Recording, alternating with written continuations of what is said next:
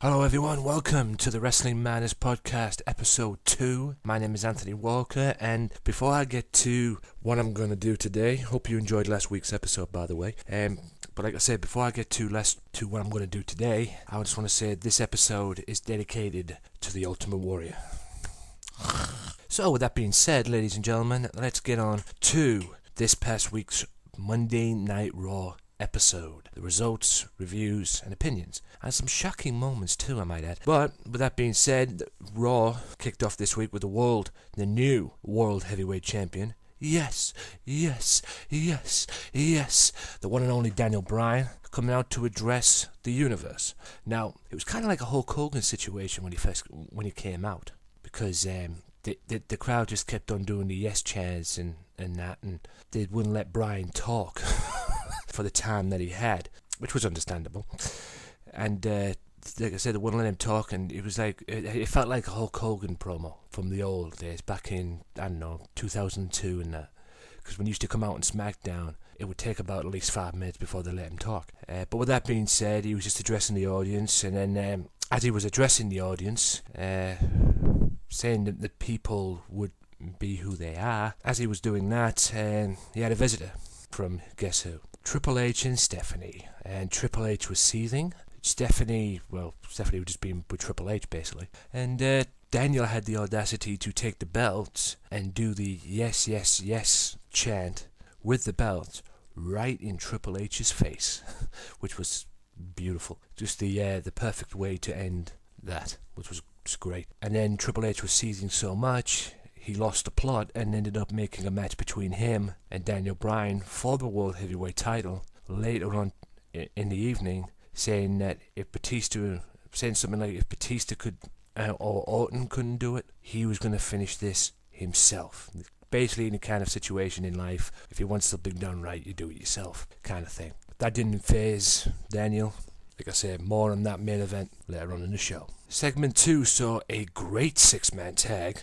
A very unusual 6-man tag but mind you, this is Monday Night Raw after WrestleMania, so anything can happen, and that's been proven over the years. Featuring the Wyatt family and John Cena versus John Cena and Big E and Sheamus. Big E, Sheamus, and John Cena got basically booed out the building, and the Wyatts were the supposed fan favourites in this match. It was a great 6-man tag, end-to-end stuff, and like I said, a great way, as far as matches go, to kick off Raw. The ending was Luke Harper and Eric Rowan doing dives, which is very unusual. I don't think I remember since they've been in the WWE, or since they've been on Raw, and since I've seen them wrestle, that they've actually done dives. But they did dives onto, I believe it was John Cena and Sheamus, because Bray Wyatt got out of Big E Langston and kissed him on the head, and then gave him Sister Abigail, and got the 1, 2, 3, which was beautiful.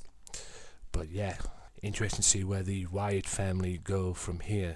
Is there still going to be it seems to be there's still going to be a feud with John Cena. What direction that feud will go, we'll have to wait and see. I mean, Extreme Rules is May 4th, so I would see an Extreme Rules match between John Cena and Bray Wyatt. It'll be very interesting to see.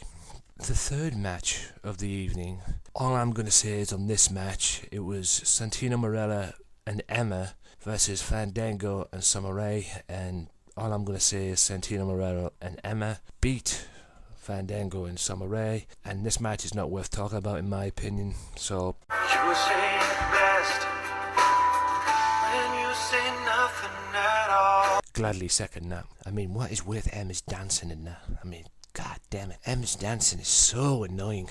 A great wrestler, again, involved in a mind-boggling gimmick. Makes no sense to me. But anyway, I digress. The next segment on Raw was Paul Heyman and Brock Lesnar addressing the streak, basically gloating about how they broke the streak and everything, with Brock coming out with his Eat, Sleep, Break the Streak t-shirt and everything. Yeah, just basically, I mean, I'll read some of the stuff from here. It was the monstrous client would be the one to defy. He was telling the WWE Universe, Paul Heyman, that Brock would be the one to defy the odds and break the streak, and I mean, relating it to Egyptian philosophies and that, and I don't know, it was just, basically they were just gloating about the streak and how they beat it and how they did the unthinkable and that, and like I said, Brock coming out with his Eat, Sleep, Break the Streak t-shirt and that. It was just basically gloating on the streak. and as of that, they were getting booed out the building for it by the crowd, because obviously the crowd didn't want The Undertaker to lose at WrestleMania, but he did. And one thing else is for sure, the match must have took a lot out of Lesnar in retrospect, because he came out with a black eye, a little mark under his eye, so obviously it took something out of Undertaker took something out of Lesnar in that respect. But be interested to see what's next for Brock Lesnar. Will he go for that world title that he was claiming to want before WrestleMania? Yeah, that's the question now. What's next for Lesnar? Be interesting to find out. The next match on Monday Night Raw saw the WWE Tag Team titles on the line, and this was actually an interesting match, to be honest. The WWE Tag Team Champions, the Usos, defended the belts against the team of Randy Orton and Batista. So basically it was the Usos against a somewhat Evolution reunion, so to speak. And they beat them by count out, and after the match, obviously, they make a statement, and it seems now that the Animal and the Viper have joined forces. So, will they be continuing this alliance, so to speak? I don't know what's going to take place, but it seems to me, I think they'll make a great tag team in retrospect. If you're looking on it, I mean, it'd be Evolution, somewhat of a tag team, but will it work? Remains to be seen. They were out to dethrone the champions, Randy Orton and Batista, but they didn't get the job done. So they left the boys' lane, and the Usos took a beating, which was basically a mugging, so to speak. But it'd be interesting to see where Batista and Randy Orton go from here. Are they going to remain a tag team? Was it just a one-off thing? Remains to be seen. Monday Night Raw this past week also witnessed the return of Rob Van Dam against Jobber Damien Sandow. Now, they say ring rust comes to play in pro wrestling if you go out for 6 months and then come straight back into a match. They say ring rust could play a part. Obviously, that was not the case for the former ECW and WWE champion, because Rob Van Dam looked like he never missed a beat. Despite the fact he was facing Damien Sandow, who's been doing a lot of jobs recently, considering one time he used to be Money in the Bank winner and was getting a push, and then obviously that went nowhere. But Van Dam came back and used his educated feet and used his unorthodox style and got the victory, and he looked good doing it. He hit Damien Sandow with the 5-star frog splash and got the 1-2-3 on him, and hopefully big things will now come from Mr. Rob Van Dam. Will he be going back for the world title?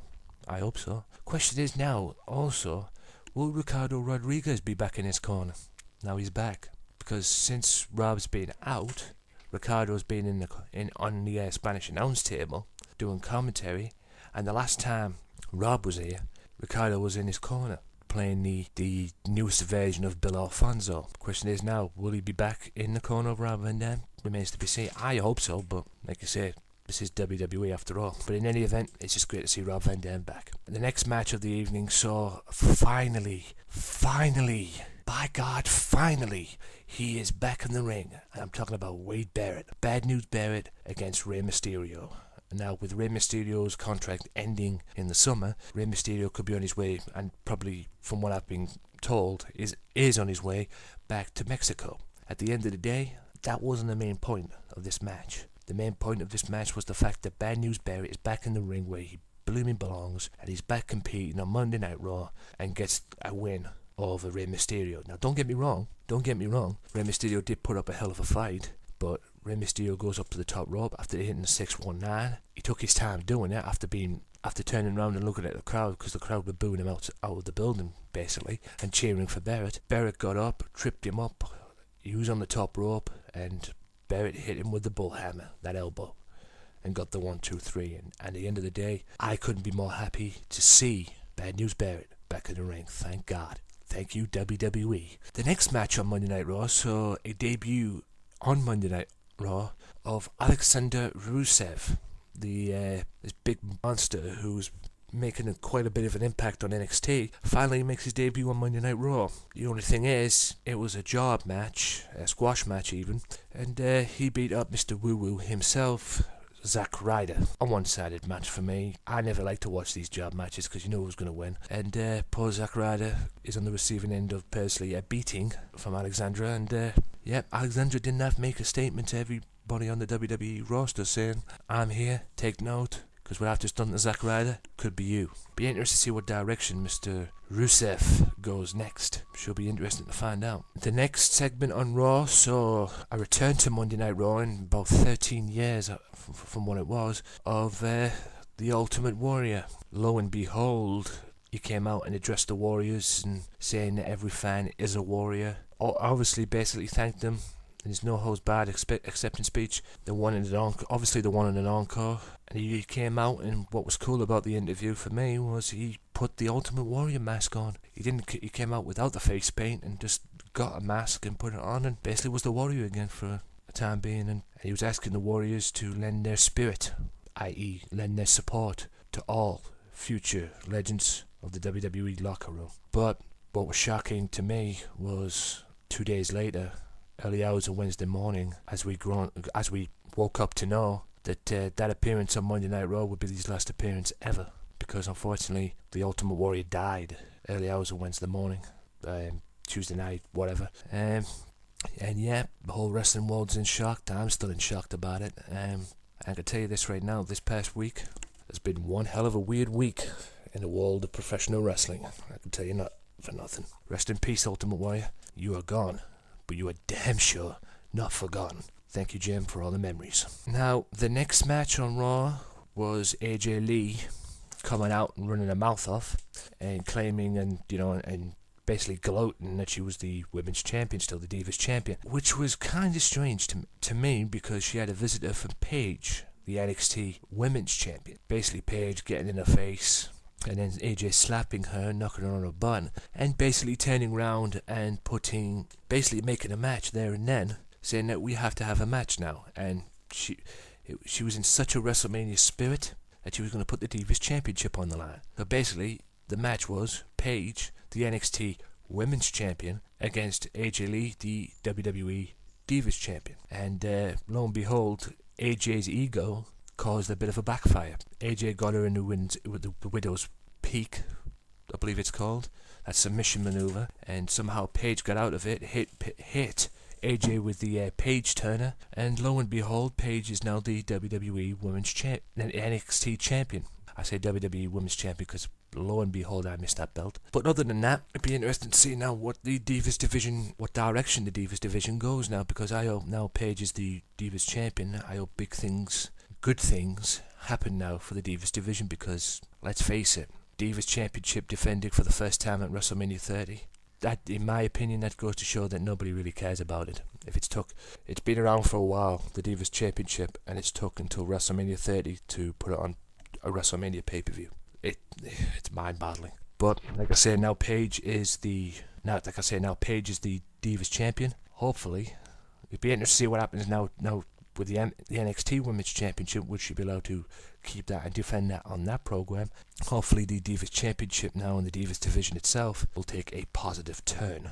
Let's hope so. The next segment on Raw was Hulk Hogan presenting the Andre the Giant Memorial Trophy to Cesaro. Cesaro is a real deal. He obviously deserves this, and Seb Coulter trying to steal his spotlight, coming out and as Cesaro was about to speak, Seb takes the mic from Cesaro and says, "I'll take it from here," and Seb goes into his blabbling yada yada yada yada yada routine, only for Cesaro to turn around and claim that he's not a Seb Coulter guy anymore. And the look on Seb's face was absolutely priceless, because Cesaro turned around and said to Seb that he was not a Seb Coulter guy anymore. He was a Paul Heyman guy. And Paul Heyman comes out to cheers, I might add, the crowd cheering him, which was about 20 minutes ago they were booing him out the building with Brock. And yeah, I mean, quite a weird crowd, but you gotta love him nonetheless. And obviously Seb Coulter was a little bit annoyed with that, and soon as Cesaro's back was turned, Jack Swagger out of nowhere,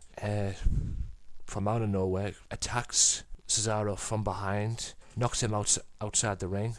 Just as Paul Heyman was talking to the announcers on the outside, telling them how they should be presenting Cesaro and how they should be telling people about Cesaro, yada yada yada. And then after Jack Swagger knocked Cesaro out the ring, Jack turns around and destroys the trophy. And that led to a match between Cesaro and Jack Swagger, with Paul Heyman on the outside holding what was left of the trophy. And Seb in the corner of Jack Swagger. Pretty good match between these two former tag team partners even, and in the Real Americans, and as you could probably guess, the Real Americans are now no more. But the disappointing end to the match to me was Cesaro winning by countout. Yes, Cesaro won, but Jack walking away like that and taking a countout loss, that wasn't good. Hopefully these two can have a match at a pay-per-view some time down the road, maybe at Extreme Rules, and hopefully there'll be no countouts and a no countout victory and a proper win, because I would like to see these two have a match, a proper good match too,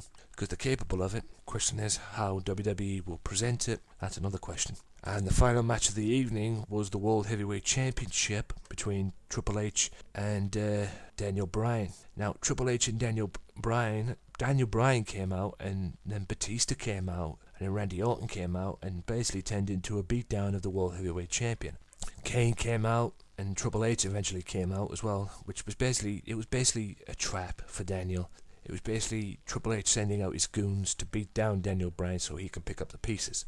But the Shield came down. Now, everybody thought the Shield was going to jump on Daniel Bryan, but as soon as the Shield saw what was going to happen, Triple H turned around and looked at Batista, Orton, and Kane, looked at the Shield, and thought them two teams, if you could say that, were going to go at it, but they didn't. And Triple H turned around and said, "This is not happening. This is not going to explode." But what was supposed to be the Shield turning on Daniel Bryan kind of backfired, quite frankly, because Triple H turned around and took a spear from Roman Reigns, and then a brawl ensued between Kane, Batista, Randy Orton, and the Shield, and that led to, and then the Shield removed the three stooges, so to speak, Batista, Orton, and Kane, out the ring and surrounded Triple H. Now, Triple H gets up in Shield's faces, warns them, and starts pointing at them, but the Shield didn't do nothing because Triple H turned around and took a knee from Daniel Bryan. And that ended Raw, and Triple H runs his mouth off on the outside, saying that the Shield and Bryan have started a war that they can't win. If you ask me, who can stop the Shield? I don't think anyone can, to be honest with you. Be interesting to see what happens on SmackDown. Later on, more on SmackDown results and whatnot, and EPW promotion as well.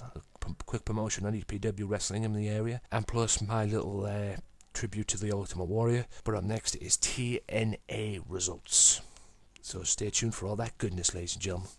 Right, guys, on to TNA's results from this past Thursday in the US. Sunday. Right, guys, back on to TNA's results from this past Thursday night in the US on Impact. The show started with Dixie Carter coming out of the car saying that she had a lot to say during the quote hashtag Wrath of Dixie, and she said she had a lot to say, she just wasn't ready to say it there and then. We kicked off Impact this past week with something that MVP said on a short video that is on TNA's YouTube page, youtube.com/TNA Wrestling. Go and sub, check it out. And he said there was going to be a 10-man tag. I digress, a 10-man gauntlet. He said there was going to be a 10-man gauntlet match to determine the number one contender and who will face Magnus, the World Heavyweight Champion, at Sacrifice. And the contestants were James Storm, Gunner, Bobby Roode, Bully Ray, EC3, Bobby Lashley, Abyss, Eric Young, Sonata, and Jeff Hardy himself, Willow. And Jeff Hardy was the first to get eliminated thanks to Rockstar Spud distracting him,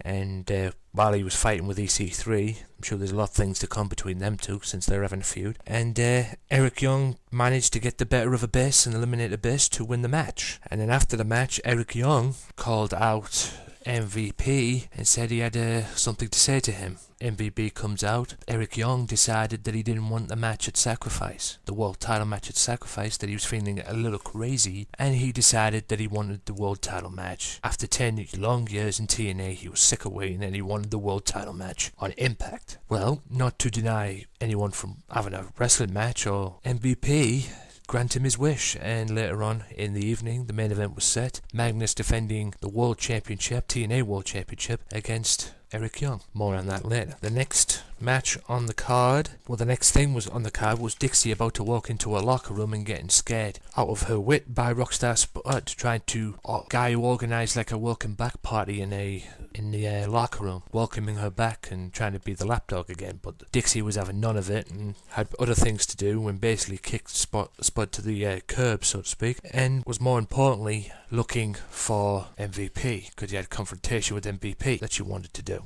But Dixie asked Rockstar by the time I get back to clean that mess up, as she put it. But just one slight problem. Rockstar didn't need to make the mess. Didn't need to clean the mess, rather. Rockstar didn't need to clean the mess, because Willow did it for him. Because as he opened the door, Willow out of nowhere comes in and basically trashes the place and scares Rockstar shitless, so to speak. The next match featured Angelina Love, Gail Kim, the new TNA Knockout Brittany, and ODB in a 4-way Knockouts #1 contenders match. And thanks to it was a back and forth match, just like a normal 4-way would be. And thanks to Velvet Sky's interference, spraying a can of, I believe it was hairspray, in the face of Gail Kim. Gail Kim turns around, receives a boot to the face from Angelina, and Angelina gets the 1, 2, 3, and from what it seems, Angelina will be facing Madison Rayne for the TNA Knockouts title at Sacrifice. Should be a good match in itself.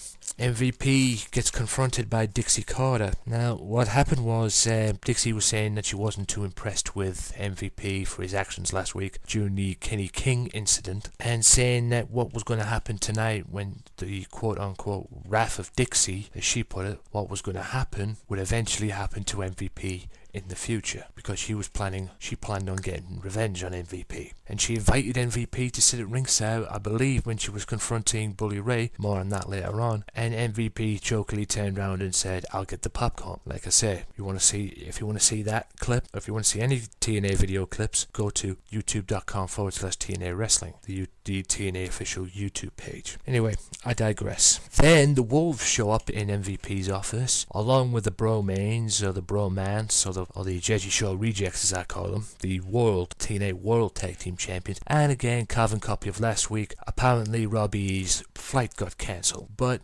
MVP got sick of it and demanded and forced the Bromains to defend the Tag Team Championships later on Impact against the Wolves, so the Wolves finally get their titles. More on that later on. Dixie Carter confronts Bully Ray. This is a confrontation, again, you could see this on the YouTube page, TNAWrestling.com youtube.com/TNA Wrestling, excuse me. Yeah, youtube.com/TNA Wrestling. You could see this in person. It was just like basically saying that Bully Ray was saying that TNA was for the fans, this company was for the fans, and everybody was sick and tired of Dixie Carter running amok basically on TNA. That's why she's ended up losing what she did, and I'm sure Dixie, just like she did MVP earlier on in the night, reminded Bully that she was still the president of TNA Wrestling, a president that the fans seem no one cares about. But I digress on that one. And yeah, this confrontation led to Bobby Roode attacking Bully Ray from behind, and yeah, them two got into a fight, and Bully Ray eventually got the advantage of Bobby Roode and attempted to put him through a table, but Bobby eventually got away, and that left Bully Ray and Dixie Carter with Dixie with probably the most frightening look on her face, and everybody in the crowd chanting, "Put her through a table, put her through a table, put her through a table." And obviously that did not happen, and that's how the segment ended. And backstage, Magnus confronts TNA's president, saying how rude it was for her that she didn't go and see him and say hi to him and all that, and Dixie turned around saying that he turned his back on her and the family, and obviously they don't need him. She didn't need him anymore, or he didn't need her anymore, and saying that he had the monster at base, blah blah blah blah blah, and said he has a new plan, and Dixie wished him luck on that new plan. And yeah, it was just the end of the road between them two, since they were allies before lockdown. On to the tag team title match of the evening, which quite frankly was an absolute disgrace, basically, between the two members of Bromans defending the titles, while Robbie he was still starting his his supposed flight differences. The two members of Bromans defended the tag team championships against the Wolves. Now, a back and forth match that ended with Robbie E obviously coming out of nowhere in his wrestling gear and causing a distraction and causing the Wolves to lose the match and for the Bromans to retain. TNA is, at the moment right now, you're booking probably one of the greatest tag teams to ever come out of the indies the wrong way. Okay, hopefully this will all end at Sacrifice, and hopefully the Wolves will be the TNA World Tag Team Champions again. because quite frankly, I've had up to here with the Bromains or the Jersey Shore Rejects or whatever the hell you want to call them, because quite frankly, they're not tag team champions and they're not acting like champions. They're just like champions with full of excuses. Sooner or later, preferably Sacrifice, it's going to come back and bite them on the rear end, and I can't wait to see that when it happens, because the Bromains are not even, in my opinion, are not even on the same level as the Wolves, and the Wolves are probably the best tag team in TNA today, dare I say, the whole of professional wrestling, because these two on their day are really, really, really good. It's just a shame WWE did not see that. But anyway, I digress. And the next segment on TNA was Samuel Shaw getting called out by Christy Hemme. Now, everybody thought at this point in time that Christy Hemme was eventually going to fall for Samuel Shaw's bullying, stalking, antic ways, whatever you want to call it. And everybody thought that Christy was falling for him when the way she was massaging his back and rubbing it. But no, she was setting a trap. Because in the back, a psychiatric van pulls up, with the driver being Mr. Anderson, and Mr. Anderson opens the door, and the plan was to put Samuel in there and send him away. And Mr. Anderson comes in from out of nowhere. Samuel Shaw turns around with his eyes closed. Christy tells him to open his eyes, and Mr. Anderson's there. Samuel goes to attack him, receives a mic check, and Anderson beats him up all the way on the outside, puts him in the van, tries to shut the doors, but Samuel kicks the door open and eventually gets away. But that particular segment, feud, whatever you want to call it, is far from over. That I can assure you. And on to now the World Heavyweight Championship match with Magnus and Eric Young. Now, from what I saw, this was a one-sided match, because of what happened earlier on the night with Eric Young winning the gauntlet match to get the shot in the first place. Not to take anything away from Eric Young, because he did put up a fight, and there was times the story of this match is he just wouldn't quit. You know, Magnus would do everything in his power to try and retain the TNA World Championship, and normally on another day another wrestler would probably receive the 1, 2, 3 and the person would retain, but not Eric Young. He didn't quit.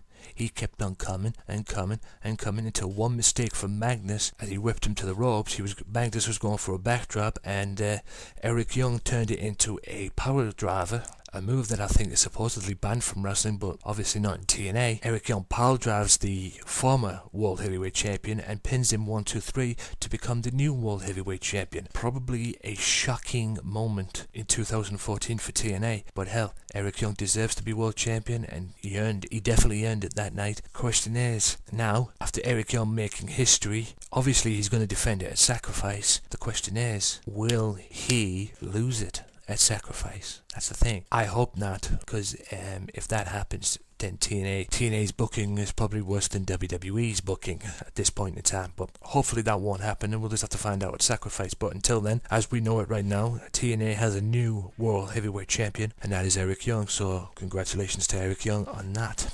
Right, ladies and gentlemen, we'll move on to SmackDown now, and the SmackDown results from last week and my thoughts and opinions. The show kicked off with Big Show and Cesaro.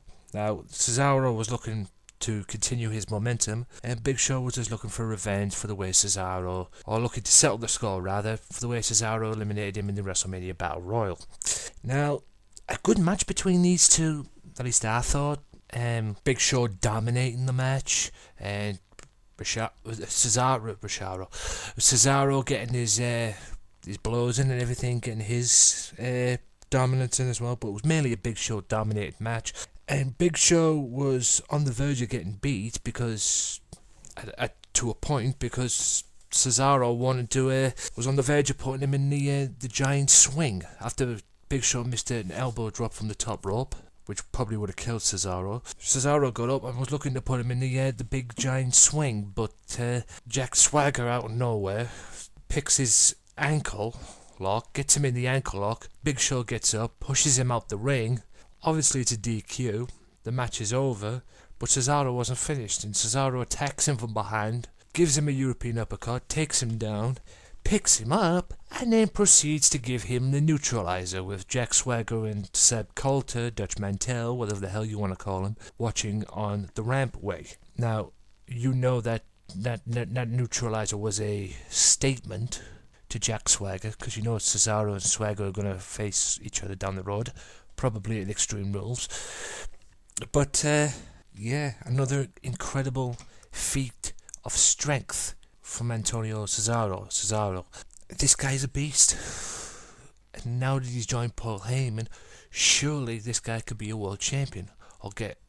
Yeah, he's already had the US title. He doesn't need the Intercontinental Championship. You know, give this guy a world title run in the near future. Not now, sometime in the near future. Just like you should give Wade Barrett more on Wade Barrett later on.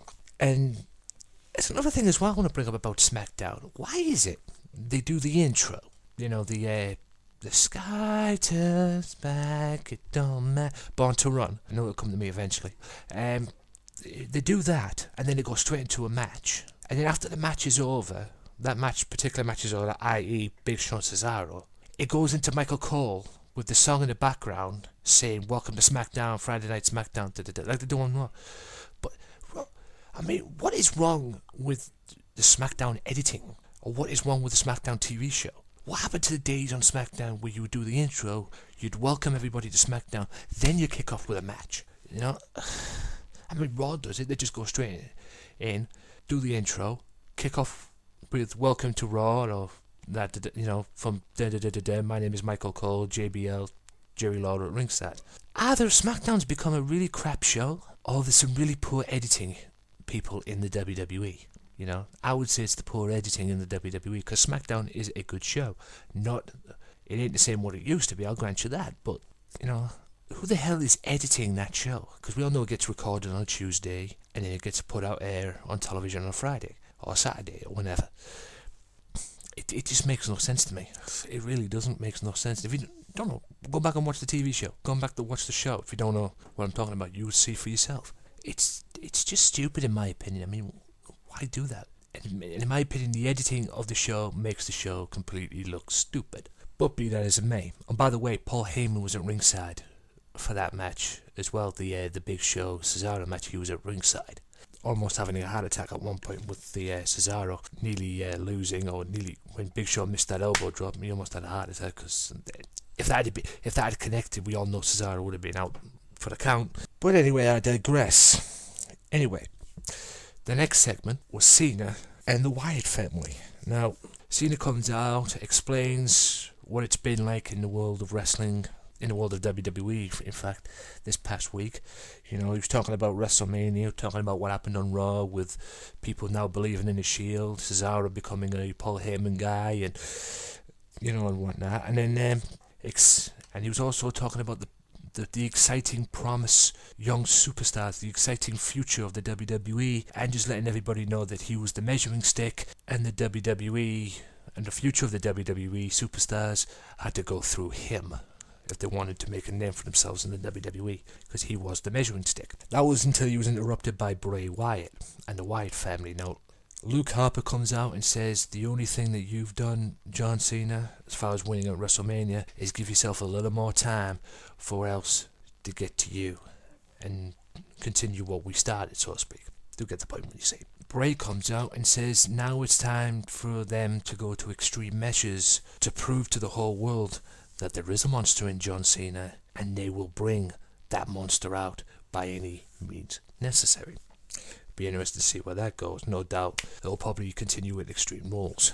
Now, the next match was Los Matadores and Ryback, Curtis Axel and Ryback, in a tag team match. Basically, it was just two teams vying to move up the tag team ranks in the WWE tag team division to get a shot at the Usos, but they'll probably have to go through Shield, or, from what it seems, Batista and Orton. Shield the number one contenders, but the Batista and Orton are getting the push. Makes no sense. Anyway, yeah, it was just a one-sided match, really. I mean, one mistake from the outside, a distraction. One of the Matadors turns around and receives the Curtis Axel finisher, which is a neckbreaker move into a face jam kind of thing, and Ryback will get the 1-2-3. A rematch from Monday Night Raw with Rob Van Dam and Damien Sandow. Basically, Damien Sandow felt that he was embarrassed on Raw when he got beat by Rob Van Dam, and I have to admit, compared to what happened on Raw, he put on a better performance than he did on Raw. He dominated most of the match. He grounded RVD, but RVD did his own usual thing with his kicks and his educated feet and what he does best, basically. And Yeah, they got up to the top rope. Damien Sandow was looking for a superplex from the top rope, and RVD counted it, pushed him off the top rope, and ended up doing the 5-star Fox press on him, and basically making a statement saying that Monday Night Raw was not a fluke, Mr. Sandow, and you shouldn't be embarrassed to lose to Rob Van Dam, because he is the whole effing show. Whole fucking show. Whatever you want to say.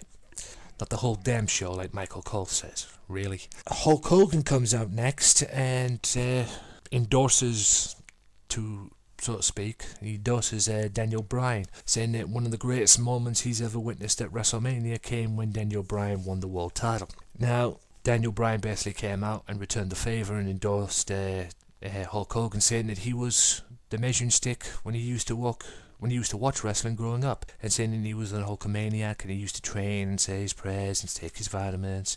And then basically the promo ended with Daniel Bryan posing with Hogan's trademark poses that he does to the crowd, and does the famous pose that he does after the match when he wins a match as well. So that was really cool, and it was a dream come true for Daniel Bryan this past week. Like I say, he wins the world title at Royal Rumble, gets to do that with Hogan on SmackDown, and from what it seems as well, he is now officially a married man to one of the Bella twins as well. So perfect day, perfect week for Mr. Bryan. But like I say, I can see more of Daniel Bryan every day.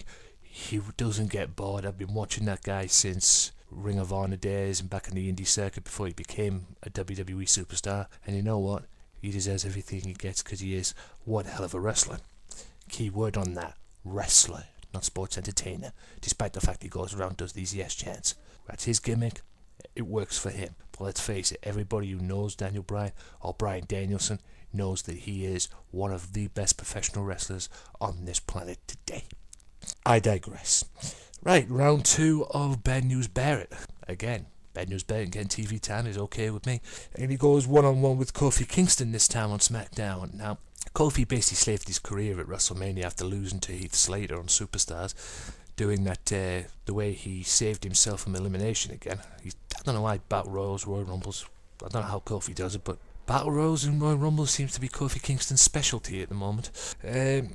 But this was another a good match between the two. Now, these two have had great matches before, because it was Wade Barrett that beat Kofi Kingston at one point for the Intercontinental Championship. One of 3 title reigns that Mr. Barrett had. Yeah, but Kofi put up a fight. Oh yeah, there was one point in the middle, at the beginning of that match, Bad News Barrett grabbed the mic again and said he had some bad news. Now, the last time he did that, Ray clouted him and started the match on Raw. But this time he was prepared for it, because Kofi was about to do the same thing, but Barrett, like I say, was prepared for it and clobbered him with I believe, the microphone. He hit him nonetheless. And back and forth match, and Kofi was about to go for Trouble in Paradise, but as he went for Trouble in Paradise, Wade Barrett, Bad News Barrett, hit him with the bull hammer elbow. Just as he was going for it, he could have clipped him, but Barrett counted it with the elbow and got the 1, 2, 3. So another win for Mr. Barrett. Sorry, Kingston, but I am very happy with that. Hopefully these pushes and these wins that Mr. Barrett is getting, Bad News Barrett, Wade Barrett, whatever you want to call him, puts him back where he belongs, in the world title picture. And if WWE are listening to this, please put the world title on him at some point. Cesaro, Wade Barrett, I don't care, but Wade Barrett definitely deserves it more than Cesaro. That's just my opinion. Now, something happened over the week, after Raw, at least. By the way, up next was Santino Marella versus Fandango. Santino with Miss I Can't Dance But Can Wrestle, Emma. And Fandango's new squeeze, Layla. Yes, apparently after Raw, leading up to SmackDown, apparently he dumped Summer Rae. Don't know why, but apparently they've been having some choice of words on Twitter, back and forth words on Twitter, so you might want to go and check Fandango. I believe it's at WWE Fandango, and I believe it's Real Summer Rae on Twitter. Either way, but yeah, they've been having some choice words with each other and dumping him, and Summer Rae saying that she's gonna win him back and whatnot. I don't know. Nobody really cares about it, but at the end of the day, Fandango got a victory thanks to Layla, to be honest with you, because Layla, as Santino was about to go for the Cobra with a sock, Layla jumped in, grabs the sock, grabs the sock, the snake, the cobra, whatever you want to call it, and that distracted Santino, and Fandango got the roll up and got the 1-2-3. And it's like Michael Cole said, looks like Layla did something in one night that Summer Rae couldn't do at all. But time will tell if that will continue or not. But it's a good start for them as a pair, and yeah, seems pretty decent. But we'll see. Like I say, time will tell. Now for the main event of the evening, ladies and gentlemen, a 6-man tag between the Usos and the world champion Daniel Bryan, Usos being the tag team champions, versus Orton, Batista and Kane. I could say the corporate team, so to speak. Now, a match that was dominated by the corporate team, because it took Daniel Bryan a while to get in the match, because the corporate team, Batista, Orton and Kane, dominated the match by isolating the Usos, at least one of the Usos, in their corner, and did a good job of doing it as well. And then all hell broke loose. Kane was about to chokeslam, I believe, Daniel Bryan, or put him through in the announce table at some point, and as he was about to do that, out of nowhere, Seth Rollins jumps on him, and the Shield come out and beat down Kane, and then caused a distraction, as they were going to go into to beat Orton and Batista up. Batista and Orton thought better of it, and then Kane, I think, was about to get a cheap shot in on the Shield, but Daniel Bryan hit him with the knee and got the 1-2-3, and then the Shield proceeded to do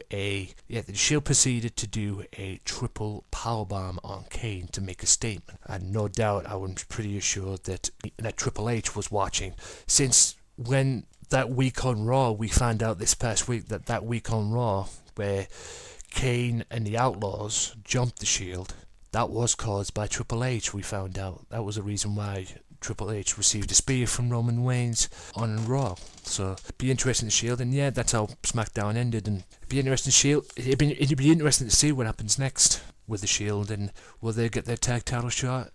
Or time will tell. But it seems that they've got the hands full with the Authority, and I don't like the Authority's chances, because at the end of the day, you're either with the Shield or you're against them. And it seems that everybody now believes in the Shield, including me. But then again, I started believing in the Shield way before they turned babyface and done what they've done. Because these guys are good. Real good, in fact. Especially Seth Rollins and Roman Reigns. They're my particular favourite. I mean, Roman Reigns is the breakout star of the Shield. Seth Rollins is probably one of the best wrestlers and high flyers in the WWE today, in my opinion. And Dean Ambrose is not only a great wrestler, he's just a downright lunatic. But then again, you gotta love him for that. Right, I'm going to take a quick break, ladies and gentlemen, but coming up after these promos that I'm going to put up, I want to be promoting the Middlesbrough Mania 7 show in the EPW Middlesbrough Mania 7 show that's taking place at Coulby Newham's Rainbow Leisure Centre. It's taking place at the Rainbow Leisure Centre in Coulby Newham. Get my teeth back. Also after that, I'll be paying tribute to the Ultimate Warrior, so stay tuned for that. So I'll be back after this. Stay tuned. Well, enough is enough, and it's time for a change. Are you ready? It is Sunday, and you're listening to the Sunday Segway Wrestling Podcast. Give me a hell yeah! Get some love! Ooh, yeah! With Kenny Killer. Hey, yo! We're in the big D tonight, baby! And we are live! Woo! I'm the Goddamn Sugar Should. The best there is, the best there was, and the best there ever will be! Cause that's the bottom line! The Stone Cold Simpson!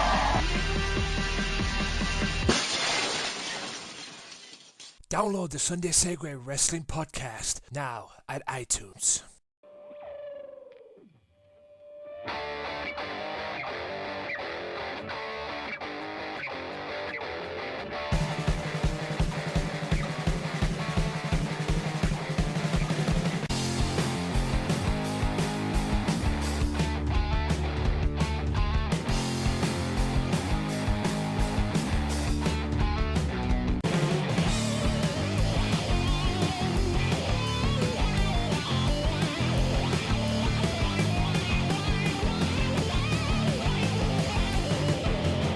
Download the Wrestling Matters podcast now on Podomatic.com and iTunes for free. Right, guys, welcome back to the Wrestling Matters podcast, and time for now a little last push on the promotion for EPW Middlesbrough Mania show, which is taking place April 19th at the Rainbow Leisure Centre in Coulby, Newham, Middlesbrough. And the card is stacked. The show's going to be awesome. The card features Doug Williams, Johnny Moss, Supermark, Valcavius, Prince Amin, Asylum, Power Dragon, Rampage Brown has been added, Mark Anthony, The Mass Destroyer, and many, many, many more. Get yourself down there. The tickets are £10. The card features the matches that are featured on there. From what I've been told, are the Mass Destroyer faces Mickey Finn, Asylum faces Mark Anthony, the Power Dragon faces Supermark for the British title, the EPW British title. Doug Williams faces Johnny Moss faces Valcavius for the EPW World title. Prince Amin and the Scottish Terriers faces Damien Hellfire, SM Styles and Weapon X. And the Royal Rumble match will also take place, and the winner gets the next title shot, which I'm guessing is for the EPW World title. Card subject to change. It may change, it may not, I don't know. That's what I've been told that is going to take place. Just get yourselves down there. It takes place April 19th, Saturday night, April 19th, at the Rainbow Leisure Centre in Middlesbrough. And get yourself down there, because it's going to be one hell of a show, and I'm going to be there as well. It's a guaranteed. I might be a little bit late being there, since I have to work on that day as well. I've already made arrangements, so I'm definitely going to be there. And yeah, come and say hi to me and come and enjoy some wrestling. And with that being said, ladies and gentlemen, my name is Anthony Walker, and I'm going to leave you now on the Wrestling Matters podcast with a little message. As you well know, early hours of Wednesday morning, Tuesday night, Wednesday morning, the Ultimate Warrior sadly passed away.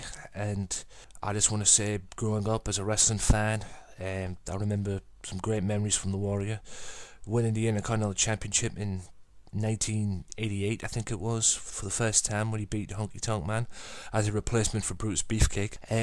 But the main one that he will be remembered for was beating Hulk Hogan at WrestleMania 6 in 1990. So a little message to Jim Hellwig.